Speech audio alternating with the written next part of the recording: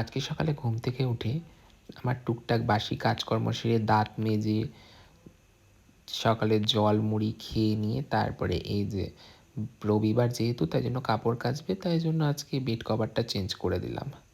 তারপরে স্নান পুজো সেরেই যে জল খাওয়ার খেয়ে নিলাম, আলু সেদ্ধ, ঘি ভাত আর হচ্ছে পটল আলুর তরকারি। তারপরে সন্ধ্যাবেলা একটু বেরিয়েছিলাম বাজারে, কালকে লক্ষ্মী পুজো তাই জন্য বাজারে বেরিয়েছিলাম। তো বেরিয়েই প্রথমে চলে গেলাম মিষ্টির দোকানে।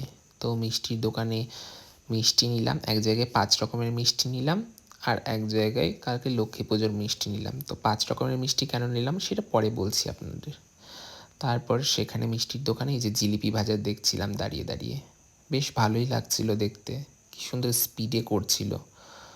যাই হোক, তারপরে সেখান থেকে বাজার চলে গেলাম। এই যে দেখুন আজকে বাজারে কি সাংঘাতিক ভিড় কালকে লক্ষ্মী পুজোর জন্য। তারপরে এই যে এখানে কলা কিনে নিলাম, মানিক কলা। আর পাশেই সেখানে দেখছিলাম ঠাকুরের মূর্তি বিক্রি হচ্ছিল, ঘট বিক্রি হচ্ছিল। কি সুন্দর মূর্তিগুলো, প্রতিটা মূর্তির চেহারা এত মিষ্টি, কি ভালো লাগছিল।